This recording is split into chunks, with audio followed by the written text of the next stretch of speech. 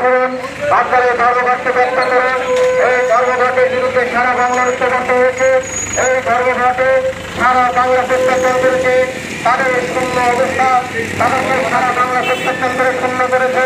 তারা অস্তিত্ব দেখেন, তাদের অস্তিত্ব নেই। তাই তাদের কথা মতো আজকে আমরা এই ব্যাংকে আমরা সর্বোচ্চভাবে ব্যক্ত করব। এই ধর্মঘটের বিরুদ্ধে সারা নওয়াদা তথা বাংলা মানুষরা চলছে স্বাভাবিক জীবনযাপন। আজকে নওয়াদা জেলার আমরা দেখতে পাচ্ছি প্রত্যেকটা বাজারের দোকান আপনার খোলা আছে। তাই যারা এতটুকু দোকান খুলেন, প্রত্যেকের কাছে আপনার দোকান খুলে আপনারা জনজীবনে ফিরে আসুন। আপনারা বেচাকেনা করুন, প্রত্যেকের স্বাচ্ছন্দ্যে ফিরে আসুন এবং সাধারণ মানুষের জনজীবনে আপনারা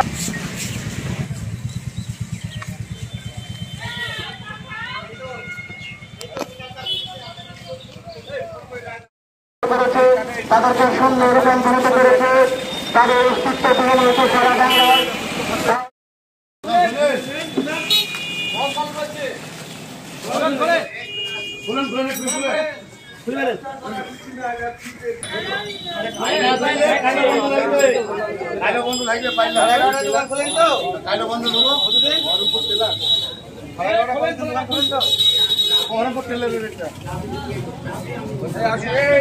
সকলকে প্রভাতী শুভেচ্ছা। সমস্ত আমতলার আমাদের আন্তরিক আহ্বান এবং অনুরোধ, আপনারা সর্বনাশা জনবিরোধী, জনস্বার্থ বিরোধী যে ধর্মঘট, সেই ধর্মঘটকে বানচাল করুন। বাজারের সমস্ত দোকানপাট খোলা রাখুন, সাধারণ মানুষের জীবনকে স্বাভাবিক রাখুন, জনজীবনে কোনো পরিষেবা যেন ব্যাহত না হয়, এটা আমাদের আন্তরিকভাবে অনুরোধ। তার কারণ বন্ধের প্রভাব আমরা এর আগে দেখেছি। বড় বড় শিল্প কারখানা সাধারণ মানুষের শ্রমিকের আন্দোলনে একের পর এক তালাবন্দী হয়েছে এবং বাংলা আজ শিল্পহারা। আমরা সেই জায়গা থেকে এখনো আমাদের এমনভাবে ভারতবর্ষ তথা এই বাংলার সিটুরের হাত ধরে শিল্প কারখানাগুলি এতটাই বিপর্যস্ত হয়েছে, আপনারাও জানেন আমাদের সাথে সাথে, যে আমরা এখনো বাংলায় সোজা হয়ে দাঁড়াতে পারছি না। আমাদেরও কষ্ট লাগে যখন আমাদের বাড়ির ছেলে মেয়েরা তাদেরকে বাইরে যেতে হয়। তাই আপনাদের কাছে স্বনির্বন্ধ অনুরোধ, সকলে দোকান খোলা রাখুন, বাজার স্বাভাবিক রাখুন। আপনাদের দ্বারা কোনো রকম ভাবে মানুষের পরিষেবা যেন ব্যাহত না হয়, এটা আমাদের আন্তরিক অনুরোধ। সকলকেই বলবো, সারা আমতলা বাজার দেখলাম গুটি কয়েক দোকান খোলা আছে, তাদের কাছে আহ্বান, বন্ধ আছে তাদের কাছে আহ্বান করব, আপনারা খুলুন। পরিশেষে বেলডাঙ্গা থেকে হসপিটাল রোড এবং কলেজ রোড পেরিয়ে স্বাভাবিক আছে দোকানপাট খোলা, কিন্তু কয়েকটি দোকান মুস্তফা মামার এখানে আছে, বলবো আপনারা দোকান খোলা রাখেন, বাজার স্বাভাবিক হোক। সকলের কাছে প্রত্যেকটা দিনের মতন আজকের দিনটাও যেন স্বাভাবিক হয়, এই আন্তরিক আহ্বান এবং অনুরোধ প্রত্যেক ভাই বন্ধু ব্যবসায়িক তাদের কাছে আমাদের আছে। সকলে বাজার স্বাভাবিক রাখুন।